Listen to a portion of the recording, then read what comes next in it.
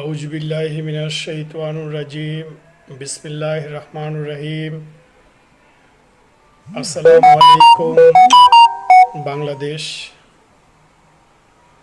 মুন্সিগঞ্জ জেলার টঙ্গিবাড়ি থানার outro union পরিষদের গণ্যমান্য ব্যক্তিবর্গ, সহকর্মী, অনুজ, আলোকিত আউটশো ইউনিয়নের অ্যাডমিন, মডারেটরগণ, গরিব দুঃখী মেহনতি মানুষ, আউটশো রাধানাথ উচ্চ বিদ্যালয়ের সাবেক ও বর্তমান ছাত্রছাত্রীবৃন্দ, মসজিদ মাদ্রাসার ছাত্রছাত্রীবৃন্দ, অভিভাবকগণ, শিক্ষকগণ, সবাইকে আমার আন্তরিক শুভেচ্ছা ও অভিনন্দন।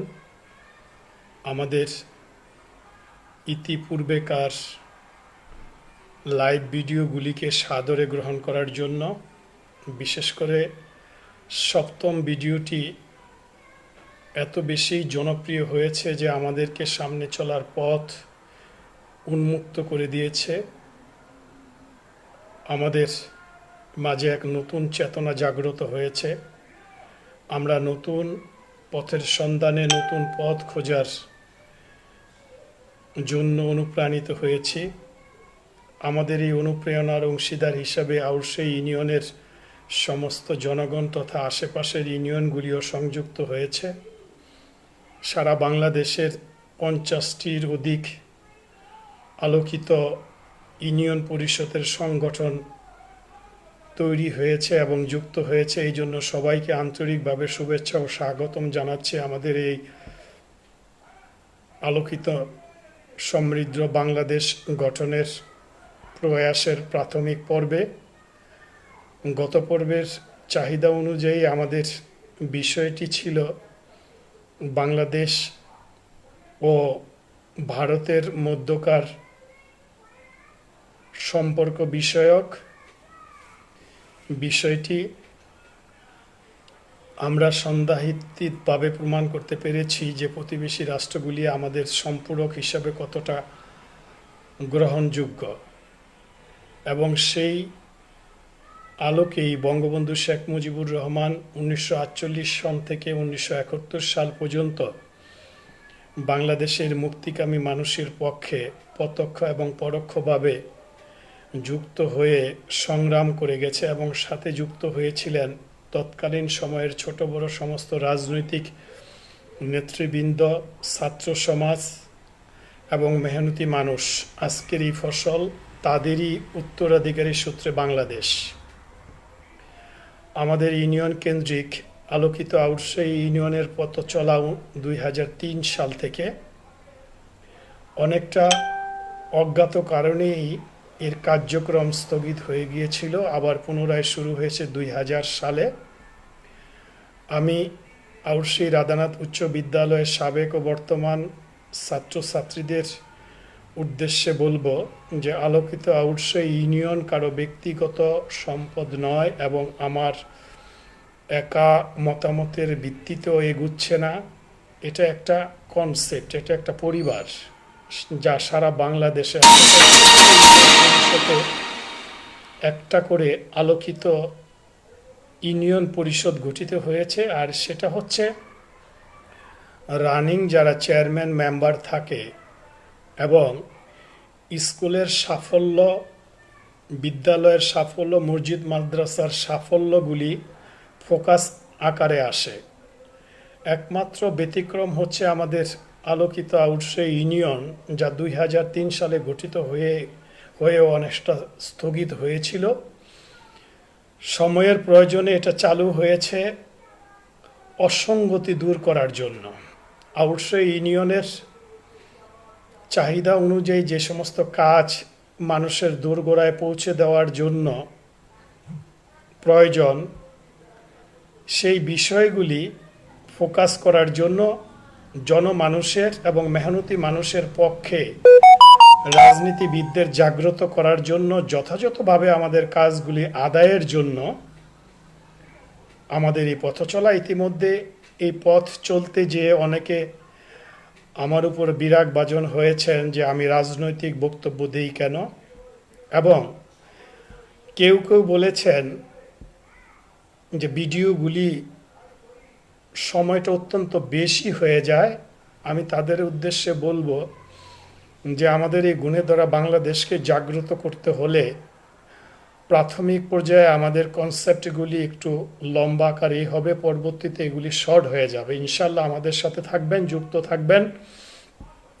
আমরা যে বিষয়টা শুরু করেছিলাম সেটা হচ্ছে যে ধর্মভিত্তিক জীবনযাপন এবং ধর্মের ভিতরে থেকে কোরআনের আলোকে দারিদ্র্য বিমোচন, কোরআনের আলোকে দুর্নীতি দমন, মাদক বিরোধী আন্দোলনকে বেগবান করার জন্য, মানুষের ভিতরের আত্মাকে পবিত্র করার জন্য কোরআন ভিত্তিক আলোচনার পরিপ্রেক্ষিতে মানুষের ভিতরের মানুষটাকে জাগ্রত করার জন্য আমাদের এই প্রয়াস। ইতিমধ্যে আমাদের শ্রদ্ধেয় বড় ভাই মিলন খানের নেতৃত্বে আরেকটি মাদক বিরোধী সংগঠন আত্মপ্রকাশ করেছে। আমাদের মেজর আলমগীর ভাইয়ের উপদেষ্টা মণ্ডলী অন্তর্ভুক্তির মধ্য দিয়ে আমরা তাদেরকে আলোকিত আউটসে ইউনিয়নের সাথে যুক্ত থেকে কাজ করার জন্য আমন্ত্রণ জানাচ্ছি। এবং আরেকটি বিষয় হচ্ছে, গত 2 দিন যাবৎ আমার আউটসি রাধানাথ উচ্চ বিদ্যালয়ের প্রাক্তন একজন ছাত্র আনোয়ার হোসেন সেন্টু, খুবই স্নেহভাজন এবং সাংগঠনিক কাজে অত্যন্ত দক্ষ, সে আমাদের বরাবরে সাবেক ছাত্রদের নিয়ে একটি কমিউনিটি গঠন করার জন্য প্রস্তাব দিয়েছে। আমরা তাকেও স্বাগত জানাই এবং তার নেতৃত্বে আমাদের সমস্ত সাবেক বড় ভাই এবং স্টুডেন্টদের দলমত নির্বিশেষে রাজনৈতিক নেতৃবৃন্দেরও আলোকিত আউটসে ইউনিয়ন গঠনে যুক্ত থাকার জন্য আমন্ত্রণ জানাই। এটা কারো ব্যক্তিগত সম্পদ নয়, এটা একটা পরিবেশ। এখানে মতামতের ভিন্নতা থাকতে পারে, দলের ভিন্নতা থাকতে পারে, মতের ভিন্নতা থাকতে পারে, কিন্তু প্রাথমিক অবস্থা হচ্ছে আমরা আউটসে ইউনিয়নের বাসিন্দা। এবং দ্বিতীয় মতামত হচ্ছে যে আমরা মুসলমান। তৃতীয় হচ্ছে যে আমাদের কোরআন ভিত্তিক জীবনযাপন পালন করতে হবে। তৃতীয় হচ্ছে দারিদ্র্য বিমোচনে জাকাত প্রথা চালুর জন্য সার্বক্ষণিক এবং সর্বপর্যায়ে সমস্ত দেশে ও বিদেশে প্রবাসী এবং দেশের অভ্যন্তরে ধনীদেরকে উৎসাহিত করা। এটা ব্যক্তিগত মতামত নয়। এখন প্রশ্ন হচ্ছে যে আমি বঙ্গবন্ধুকে নিয়ে কেন কথা বলি। আমার কোনো রাজনৈতিক পরিচয় নেই, কিন্তু আমি একজন ছাত্র, আমি একজন শিক্ষিত লোক। সমাজটাকে পরিবর্তন করার জন্য যার অবদান সবচেয়ে বেশি ছিল বাংলাদেশ নামক রাষ্ট্রটি গঠন করার জন্য, আমরা যদি তার আদর্শ এবং যার নেতৃত্বকে ভুলে যাই, পরস্পর তার অধীনে যারা মুক্তিযুদ্ধে অংশগ্রহণ করেছিলেন, বিএনপি নামক রাজনৈতিক দল এবং বৃহৎ বাংলাদেশের দল, শহীদ প্রেসিডেন্ট জিয়াউর রহমান, এমনকি জেনারেল এরশাদ সহ ছোট বড় সমস্ত রাজনৈতিক দলের যারা স্বাধীনতা যুদ্ধে নেতৃত্ব দিয়েছেন, বঙ্গবীর কাদের সিদ্দিকী, অলি আহমেদ সহ সমস্ত মুক্তিযোদ্ধাদের আমরা শ্রদ্ধাভরে স্মরণ করব এবং তাদেরকে রাজনৈতিক উদ্দে রেখে আমাদের সামনের দিনগুলিকে আমরা এগিয়ে নিয়ে যেতে চাই। আমি একটা কনসেপ্টে বিশ্বাসী যে বঙ্গবন্ধু শেখ মুজিবুর রহমান যদি জাতির পিতা হন, তাহলে দল মত নির্বিশেষে সবারই তার প্রতি শ্রদ্ধাবোধ থাকা উচিত।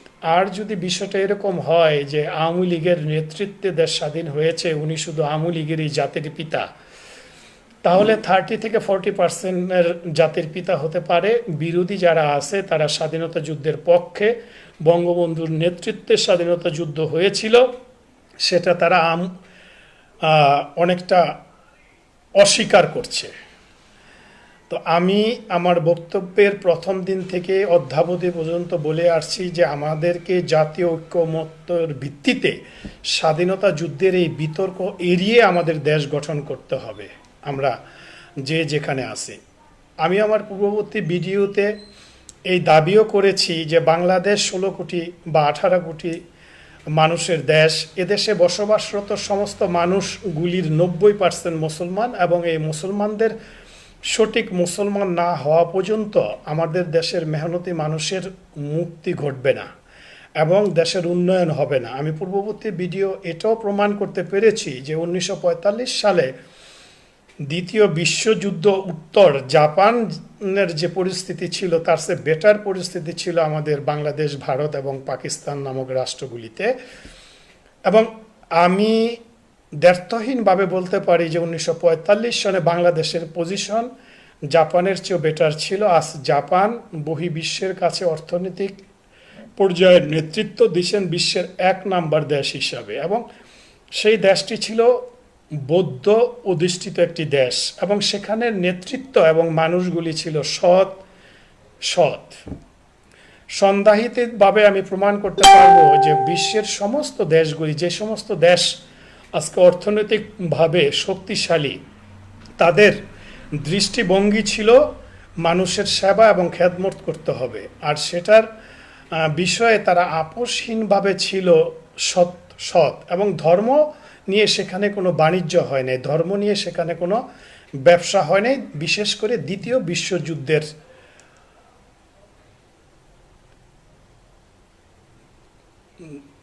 বিশ্বযুদ্ধের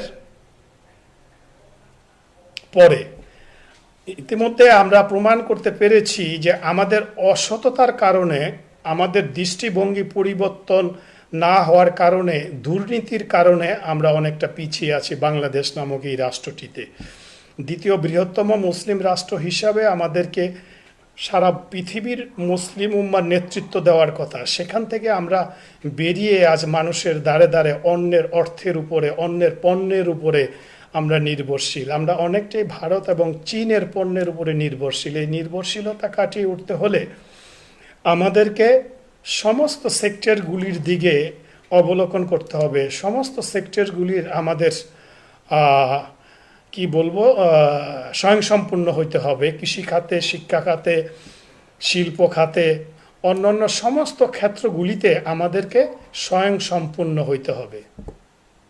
ইতিমধ্যে আমাদের সাথে যুক্ত হয়েছে অপু খান দুবাই থেকে, রয়েল শেখ এবং মফিজ খান, কামাল দেলোয়ার, মেহেদি হাসান সহ আরও অনেকেই যুক্ত হয়েছে।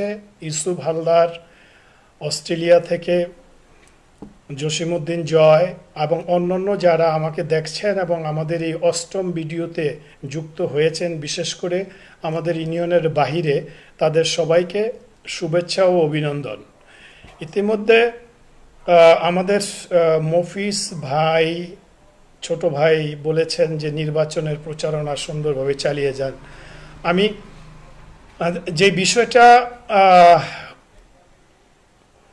কনসেপ্টগুলি আমরা যারা ভিডিও প্রকাশ করব, কনসেপ্টগুলি তাদের প্রতি অনুরোধ থাকবে যে আপনাদের কোনো মতামত থাকলে বা প্রশ্নে থাকলে তৎক্ষণাৎ এই কনসেপ্টের সাথে আপনারা আমাকে প্রশ্ন করবেন, তাহলে উত্তর দিতে আমার সুবিধা হয়। আমি প্রাথমিকভাবে যে কথাটা আজকে বলতেছিলাম সেটা হচ্ছে যে দৃষ্টিভঙ্গি বদলাতে হবে। দৃষ্টিভঙ্গি বদলালে আমাদের জীবন বদলে যাবে, বিশেষ করে আমাদের ইউনিয়নের দৃষ্টিভঙ্গি বদলাতে হবে। আমি জনাব মফিজ সাহেবকে উদ্দেশ্য করে বলছি যে আপনি বিএনপির রাজনীতি করেন, আপনার ধানের শীষে বিশ্বাসী, কিন্তু আপনি যদি এই নির্বাচনে অংশগ্রহণ না করেন তাহলে আপনার ভোটটা আমি জানি ধানের শীষে পড়বে না, আপনার ভোট নৌকায় পড়বে, আপনার এলাকা ভিত্তিক। এটা আমার ভুলও হতে পারে, কিন্তু আমাদের ইউনিয়ন পরিষদের নির্বাচনটা ছোট ভাই মফিজ, এটা কিন্তু একটা ব্যতিক্রম। এটা একটা অঞ্চল ভিত্তিক নির্বাচন এবং গোষ্ঠীগত নির্বাচন। আমাদের আওয়ামী লীগ সরকারের আমলে এটা প্রতীক হিসাবে আসছে, ধানের শীষ এবং নৌকায় বিভক্তি হয়েছে। কিন্তু গত নির্বাচনের বা এর আগের নির্বাচনগুলি আমরা পর্যালোচনা করলে দেখব যে ধানের শীষের ভোটেই আওয়ামী লীগের চেয়ারম্যান নির্বাচিত হয়েছে, আওয়ামী লীগের ভোটে আওয়ামী লীগের চেয়ারম্যান নির্বাচিত হয়নি। যাই হোক, এই বিষয়গুলি আমাদের মাথায় রাখতে হবে। আমি শুরু থেকে বারবার বলে আসতেছি যে বঙ্গবন্ধুকে একটা জায়গায় রাইখা তারপরে আমরা আমাদের ইউনিয়নটাকে উন্নয়নের কাজে হাত দেই। আরও 5-6টা ভিডিও প্রকাশিত হলে আমার কনসেপ্ট এবং আমার অন্তরে যে একটা জটিল পরিস্থিতি কাজ করতেছে ইউনিয়নকে নিয়ে, সেটা আমি প্রকাশ করতে পারবো এবং মানুষের মাঝে এটা প্রকাশিত হবে। ইতিমধ্যে ইব্রাহিম খলিল ভাই গত পর্বের আগে যে উচ্চারণটা করেছিলেন যে আমাদের ইউনিয়নটা অন্ধকারে ডুবে আছে, সেখান থেকে তুমি বের করে আলোর নির্দেশনা দিতে পারবে না, যেহেতু মানুষের দৃষ্টিভঙ্গির অভাব আছে। ধন্যবাদ আমি ইব্রাহিম খলিল ভাইকে, কিন্তু আমি এটা ইব্রাহিম খলিল ভাইকে বলছি যে আমাদের দৃষ্টিভঙ্গি ইনশাল্লাহ পরিবর্তন হবে। তো আমরা যেই পর্যায়ে ছিলাম সেটা হচ্ছে যে আমাদের আত্মাকে পবিত্র করতে হবে। আমাদের ষষ্ঠ ভিডিওতে যে ধারাবাহিকতা ছিলাম, আমাদের আত্মাকে পবিত্র করতে হবে, এবং আত্মাকে পবিত্র করতে হলে আপনাকে প্রতিদিনের একটা রুটিন মেনে চলতে হবে। রোগাক্রান্ত আত্মা হতে পারে, দুর্নীতিবাজ আত্মা হতে পারে, মাদকগ্রস্ত আত্মা হতে পারে। এই 3 শ্রেণীর আত্মার প্রতি আমার আবেদন থাকবে যে আপনারা একটা রুটিন তৈরি করেন। আর রুটিন তৈরির পূর্বে আপনারা আমার সাথে সংযুক্ত হন এবং মনোযোগ সহকারে এই রুটিন মতো চলার সবাইকে যেন আল্লাহ তৌফিক দান করে, সেটার জন্য আমি বিশেষ অনুরোধ করব। আমি ধন্যবাদ জানাবো হোসেন মোহাম্মদ দিদার, আবু কালাম, দিন ইসলাম, আমাদের অ্যাডমিন সুজন আহমেদ সহ যারা অব্যাহতভাবে এবং প্রতিদিন ফেসবুকে আমার সাথে ইসলামিক বিষয়াশয় নিয়ে আলোচনায় যুক্ত থাকেন, তাদেরকে তাদের অক্লান্ত পরিশ্রমে আজকে আমরা এই পর্যায়ে আসতে পেরেছি। বিশেষ করে আজকে একটা কনসেপ্ট নিয়ে কথা হয়েছিল, সেটা হচ্ছে সালাত, এবং গতকাল আবু কালামের মাধ্যমে একটা কনসেপ্ট নিয়ে আমাদের সাথে কথা হয়েছিল যে সালাত আমাদেরকে আল্লাহর নৈকট্য লাভে কতটা কাজ করে। আমি এর ব্যাখ্যায় ফেসবুকে দিয়েছিলাম। অনেকেই আজকাল দেখতেছি যে ফেসবুকের লেখালেখিগুলির আপনারা অবলোকন করেন না। আমাদের এই বক্তৃতা বা ভিডিওর চেয়েও ফেসবুকে আমরা কিন্তু ধর্ম বিষয়ে আরও বেশি ঘনিষ্ঠ, এবং ধর্ম বিষয়ে আমরা কিন্তু আরও বেশি লেখালেখি করি। আপনারা আমাদের অবশ্যই অন্তত আধা ঘন্টার জন্য হলেও লেখালেখির এই বিষয়গুলিতে সংযুক্ত থাকবেন। ইনশাল্লাহ আপনাদের জীবন চলার পথ মসৃণ থেকে মসৃণতম হবে। আপনারা একটা রুটিন তৈরি করে ফেলুন। ফজরের সালাত নির্দিষ্ট সময়ে আদায় করুন। ফজরের সালাত একাগ্রতার সাথে আদায় করুন, এবং অজুটা হাদিস অনুযায়ী খুব সুন্দরভাবে বানান। এই অজু করার সাথে সাথে আপনি নিজেকে তৈরি করেন যে আপনি আল্লাহর ইচ্ছার সাথে আল্লাহর ইচ্ছাগুলিকে প্রতিফলন ঘটানোর জন্য রুকু এবং সেজদায় যাবেন। রুকুর অর্থ হচ্ছে যে আপনি দাঁড়িয়ে যাওয়া, নতজানু হওয়া। সেজদা অর্থ হচ্ছে আত্মসমর্পণ করা, অর্থাৎ আল্লাহর ইচ্ছার সপক্ষে আপনি নিজেকে আত্মসমর্পণ করলেন কোরআনের আলোকে। কোরআনে যে সমস্ত কথা আপনাকে আদেশ মহান রাব্বুল আলামিন দিয়েছেন, সে সমস্ত আদেশ পালনের জন্য আপনি ফজর সালাতের মাধ্যমে নিজেকে তৈরি করলেন এবং আবদ্ধ করলেন। এখন আপনার প্রতিদিনের পথ চলাটা শুরু হলো। এই শুরুটা জহুর পর্যন্ত অব্যাহত থাকবে। জহুর পর্যন্ত আপনি যদি নিজেকে তৈরি রাখতে পারেন যে আপনি ঘুষ খাবেন না, কাজে অনিয়ম করবেন না, ওজনে কম দিবেন না, ওষুধ বিক্রেতা হলে যে আপনার দোকানে যে ওষুধগুলি আছে সেগুলি ফেলে আপনি সঠিক ওষুধ পালন করবেন। আপনি যদি সরকারি চাকরিজীবী হন তাহলে সরকারি চাকরির কর্মস্থলটাকে নিষ্কণ্ঠক রাখবেন, সেখানে ঘুষ লেনদেন পূর্ব দিনে থাকলে ঘুষ লেনদেন থেকে নিজেকে বিরত রাখবেন। জহুর পর্যন্ত আপনি এইভাবে একটা মিথ্যা কথাও বলবেন না, এবং হাসি মুখে কথা বলবেন, হাসির সাথে থাকবেন, সবার খোঁজখবর নেবেন। আপনার পুরা ফজর থেকে শুরু করে জহুর পর্যন্ত এই কনসেপ্টটা আপনি পালন করুন। পরবর্তীতে জহুর থেকে আসর পর্যন্ত একই ধারায় নিজেকে অব্যাহত রাখুন, এশার সালাত পর্যন্ত। বাড়িতে চলে যান, বাড়ির সবাইকে খোঁজখবর রাখেন, স্ত্রীর খোঁজখবর রাখেন, সন্তানের খোঁজখবর রাখেন, আপনার পরিবারের প্রত্যেকটা সদস্য সালাত আদায় করেছে কিনা নির্দিষ্ট পিরিয়ডে এবং নির্দিষ্ট মনোনিবেশে, এবং তাদেরকে আপনি প্র্যাকটিস করতে বলুন। সদা সর্বদা সত্য কথা বলতে হবে, হালাল রুজির মধ্যে থাকতে হবে, ঘুষ দুর্নীতি থেকে নিজেকে মুক্ত করতে হবে, মুক্ত রাখতে হবে। যাদের সিগারেটের নেশা আছে ধীরে ধীরে সিগারেটের নেশাটা থেকে নিজে থেকে নিবৃত রাখেন। আপনার 24 ঘন্টার একটা রুটিন আপনি নিজেই তৈরি করে ফেলেন। এখানে আমি সংক্ষিপ্ত আকারে প্রকাশ করলাম। আপনার আত্মা আল্লাহর জন্য পবিত্র হলো, প্রাথমিক স্টেজ। দ্বিতীয় স্টেজে আপনি জানতে চান যে পবিত্র কোরআনে কি আছে, সালাতের পরে আমাকে কোন কাজগুলি আল্লাহর নির্দেশ মোতাবেক পালন করতে হবে। সালাত আমাদের ধর্মের অন্যতম প্রধান মাধ্যম আল্লাহর সাথে সংযোগ স্থাপন করা, আত্মসমর্পণের মধ্য দিয়ে আপনার সব কিছু আল্লাহর নিকট গচ্ছিত, আপনার ইচ্ছাটা আল্লাহর নিকট গচ্ছিত। এখন আল্লাহ আপনার কাছে কি চায়? আল্লাহ আপনার কাছে নগদ টাকা চায় নাই। আল্লাহ আপনার কাছে আপনার কোনো সন্তান ইব্রাহিম আলাইসাল্লামের মতো, ইসমাইল আলাইসাল্লামের মতো কুরবানি দেওয়ার জন্য নির্দেশও আসে নাই, বলেও নাই। আল্লাহ যে বিষয়টি চান সেটা হচ্ছে যে আপনার প্রতিবেশীর সাথে সৌজন্য ব্যবহার করা এবং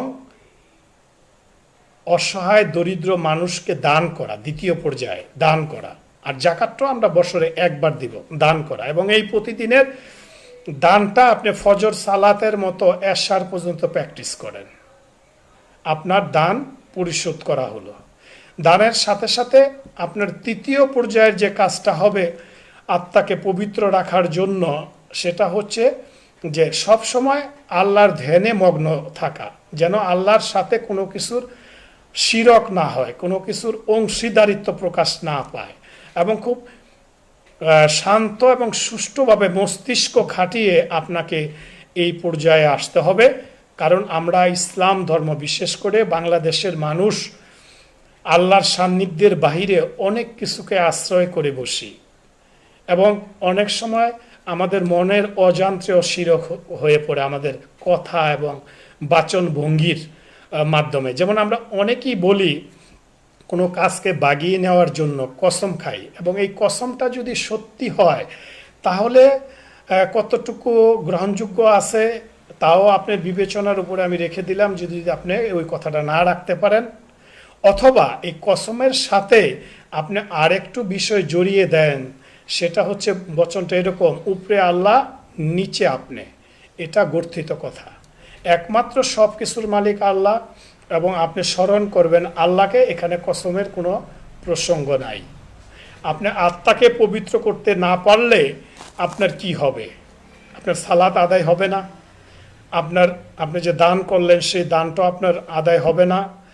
আপনার আনুষাঙ্গিক ইসলামিক 24 ঘন্টার ভিতরে যে কাজগুলি আছে সেই কাজগুলি সহি এবং সুন্নাহ, নবীর সুন্নাহ মোতাবেক পালন হইল না, আপনার সালাত কবুল হইল না। এবং হাদিস শরীফে উল্লেখ আছে, সালাত সমস্ত কাজ থেকে, অপকর্ম থেকে, লজ্জাহীনতা থেকে আপনাকে নিবৃত রাখে। আপনাকে নিবৃত রাখতে পারবে না যদি আপনার দৃষ্টিভঙ্গি বদলানো হয়। নারীর প্রতি আপনার যদি দৃষ্টিভঙ্গি না বদলায়, মানুষের প্রতি যদি আপনার দৃষ্টিভঙ্গি না বদলায়, তাহলে আপনার সালাত আদায় হবে না। রুকু এবং সেজদার মধ্যে আপনি যোগব্যায়াম করবেন, অন্য কিছু না। গত 2 দিন আগে আমাদের বাংলাদেশে এএমসি সিলেট কলেজের একটা ন্যাক্কার ঘটনা ঘটেছে। ছাত্রলীগ নামধারী 6টা ছেলে একজন স্ত্রীকে গণধর্ষণ করেছে, তার স্বামীকে আটকে রেখে। আমরা তীব্রভাবে এর নিন্দা জানাচ্ছি। আমরা ইতিপূর্বেও বলেছি যে নারী এবং অবৈধ যৌনাচার, ব্যভিচার, এটা হচ্ছে সর্বস্তরে নিষিদ্ধ এবং অনেক বড় অপরাধ। অনেক জাতি ধ্বংস হয়ে গেছে এই নারীর উপরে অত্যাচার করতে গিয়ে। আপনার শরিয়া সম্মতভাবে যে নারীর প্রতি আপনি অধিকার পেলেন, তাকে আপনি যৌন বাসনায় বা আপনার ভোগের সামগ্রী হিসেবে ব্যবহার করতে পারবেন। এছাড়া যেই থাকবে সে হবে আমার বোন, সে হবে আমার মা, সে হবে আমার সন্তান। অতএব আপনারা যেই মায়ের গর্ভ থেকে বেরিয়ে আসলেন, সেই মায়ের এক কি বলবো অনুজ, মায়ের এক সংকর অথবা মায়ের এক কোলনকে আপনি অপমানিত করলেন। আপনার উপরে আল্লাহ লানত পড়ুক। আমরা এর তীব্র নিন্দা জানাই এবং মাননীয় প্রধানমন্ত্রীর নিকট আমরা বিনীত অনুরোধ করব যে আপনারা যথাযথভাবে এই ব্যাপারে আইনগত কঠোর পদক্ষেপ নেবেন, সামাজিক, রাজনৈতিক এবং সর্বস্তরে। এই বিষয়ে আমার ভিন্ন মত আসছে, সেটা হচ্ছে যে আমরা সামাজিকভাবে প্রত্যেকটা বিষয়ের উপরে যদি পরিবর্তন না করতে পারি, তাহলে আমরা জাপান হওয়ার স্বপ্ন দেখতে পারবো না। তারা যেই ধোয়া থেকে শুরু করেছিলেন। প্রত্যেকটা বিষয়ে আমাদের দৃষ্টিভঙ্গি বদলাতে হবে, আর এই দৃষ্টিভঙ্গি বদলাতে হলে কোরআন হচ্ছে সবচেয়ে সর্বোত্তম সঙ্গী। আপনার অন্তরে যদি আল্লাহর ভয় এবং পরকালের ভয় তৈরি না হয়, তাহলে কোনো কিছুতেই আইন কানুন কোনো কিছুতেই আপনার ভিতরের পরিবর্তনটা আনতে পারবে না, এবং আমরা আমাদের সমাজকে কাঙ্ক্ষিত পর্যায়ে নিয়ে যেতে পারবো না, আমরা কাঙ্ক্ষিত জগতে ফিরতে পারবো না। আর এর বিপরীতে আমি একটা কথা বলতে পারি, আপনাদেরকে বলতে পারি, সেটা হচ্ছে যে আমি বা আমরা যদি রোগাক্রান্ত হয়ে যাই, তাহলে শুধু ডাক্তারের পরামর্শে বা ঔষধ দিয়ে কিন্তু আমরা সুস্থ হতে পারি না।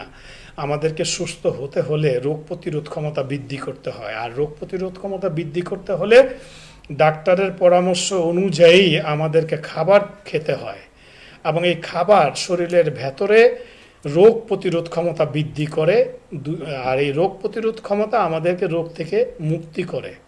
এবং বিজ্ঞান যদি রোগ প্রতিরোধ ক্ষমতা থেকে রোগ থেকে মুক্তি না করতে পারে, সেই ক্ষেত্রে আমরা সর্বোত্তমভাবে আশ্রয় নিই মহান রাব্বুল আলামিনের নিকট, এবং মহান রাব্বুল আলামিনের নিকট যে আশ্রয়টা আমরা গ্রহণ করি সেটা ওষুধের চেয়েও বেশি কার্যকরী।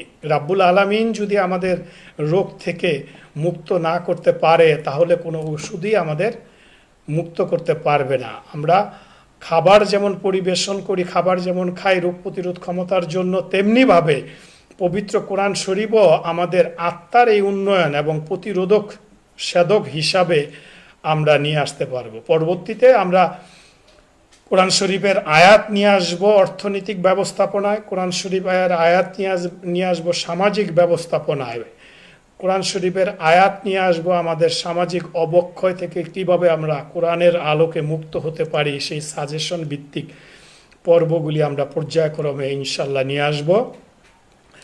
আমরা একজন মানুষকে মানুষ রূপে দেখতে চাই, একজন মানুষকে ধর্মভিত্তিক দেখতে চাই না। প্রথমত মানুষটাকে মানুষ হিসাবে দেখতে চাই, এরপরে ধর্মীয় ভিত্তিক যার যার ধর্ম সে পালন করবে। কিন্তু যে যে ধর্মই পালন করুক, সৃষ্টিকর্তা বা রাব্বুল আলামিন বা আল্লাহ একজন, এক ও অদ্বিতীয়। এর প্রতি আনুগত্য রেখে আমরা সমাজের প্রতিটা স্তরে পরিবর্তন আনতে চাই, আর এই পরিবর্তনের মধ্য দিয়া আমরা আমাদের আলোকিত আউটসাইড ইউনিয়নকে গড়ে তুলতে পারবো। আপনারা যারা যেখানে আছেন আমাদেরকে সহযোগিতা করেন, আমাদের সাথে থাকেন, সুস্থ এবং সুন্দর জীবনযাপন করেন। আর একটু বিজ্ঞান ভিত্তিক আলোচনা করে আজকের এই ভিডিওটি শেষ করব, কারণ অনেকে আপত্তি জানিয়েছেন ভিডিও লম্বা হয়ে যায়, তাদের সময়ের অভাব হয়। এই কারণে আমরা এখন থেকে ছোট ছোট কনসেপ্টগুলি তুলে ধরব। এরপরে আমরা তুলে ধরব যে দৃষ্টিভঙ্গি বদলানোর মধ্য দিয়ে কিভাবে আত্মাকে পবিত্র করা যায়। এবং আরেকটা বিষয়ে আমরা নিয়ে আসব সুস্থ দেহ প্রশান্ত মন, কর্মব্যস্ত সুখী জীবন। অর্থাৎ শরীরকে সুস্থ রাখতে হলে মনকে সুস্থ রাখতে হবে, মনকে সুস্থ থাকলে আমরা কর্মব্যস্ত থাকতে পারবো, আর কর্মব্যস্ত থাকতে পারলে কাজের মধ্য দিয়ে আমরা আমাদের দৃষ্টিভঙ্গি বদলানোর মধ্য দিয়ে আমরা আমাদের আত্মাকে পরিশুদ্ধ করতে পারবো। আর এই বিষয়গুলি করতে গেলে আমাদের কোরআনের শিক্ষায় শিক্ষিত হতে হবে, কোরআনকে জানতে হবে। আমরা একজন মানুষ ক্লাস 1 থেকে শুরু করে MA পাস পর্যন্ত প্রত্যেকটা ক্লাসে আমাদের পরিশ্রম করতে হয় 33 পাওয়ার জন্য। প্রাথমিক যে পড়াশোনা বা এক ক্লাস থেকে আরেক ক্লাসে উঠতে গেলে আমাদের প্রতিটা সাবজেক্টেই পাস করতে হয়। তাহলে আমরা এই দুনিয়াতে যদি পড়াশোনার পাশাপাশি ধর্মগ্রন্থের বিষয়টা না জানি এবং সালাত, যাকাত, রোজা, হজ, কুরবানি এবং অন্যান্য ধর্মভিত্তিক কাজগুলি কিভাবে আমরা সম্পূর্ণ করব, এটা যদি আমরা না জানি, আমরা তৈরি হতে না পারি, আমরা যদি এর বিপরীতে চলি, আমরা যদি দুর্নীতি করি, মাদক গ্রহণ করি, আমরা যদি অসামাজিক কার্যকলাপ করি, আমরা অবৈধভাবে ধর্ষণ করি, তাহলে তো আমরা মুসলমান থাকলাম না। আমাদের ধর্মীয় গ্রন্থে আল্লাহ তাআলা যে আদেশ করলো, আমরা পরকালে আল্লাহ তাআলার এই পরীক্ষা পাশ করতে পারলাম না। আমাদের জন্য আল্লাহ তাআলা যে পুরস্কার ঘোষণা করে রেখেছেন জান্নাত, সেই কাঙ্ক্ষিত জান্নাতে আমরা পৌঁছতে পারলাম না, আমাদের জন্য জাহান্নাম অপেক্ষা করছে। আল্লাহ তাআলা সবাইকে কোরআনের আলোকে চলা ও ফেরার তৌফিক দান করুন। আসসালামু আলাইকুম, সবাইকে ধন্যবাদ, অভিনন্দন ও শুভেচ্ছা। এবং আগামী 5ই সেপ্টেম্বর আমাদের পরবর্তী ভিডিও প্রকাশিত হবে। কনসেপ্ট থাকবে দৃষ্টিভঙ্গি বদলান, জীবন বদলে যাবে। সুস্থ দেহ, প্রশান্ত মন, কর্মব্যস্ত সুখী জীবন, এই দুইটি কনসেপ্টের উপরে আপনাদের মতামত থাকলে আপনারা মতামত দিবেন, কমেন্টস করবেন এবং আমার সাথে যুক্ত থাকবেন। এবং আলোকিত আউটসাইড ইউনিয়নের সাথে যে পরিবেশ তৈরি হয়েছে সে পরিবেশের সাথে থাকবেন। আগামী দিন হবে আলোকিত সমৃদ্ধ বাংলাদেশ। আল্লাহ হাফেজ।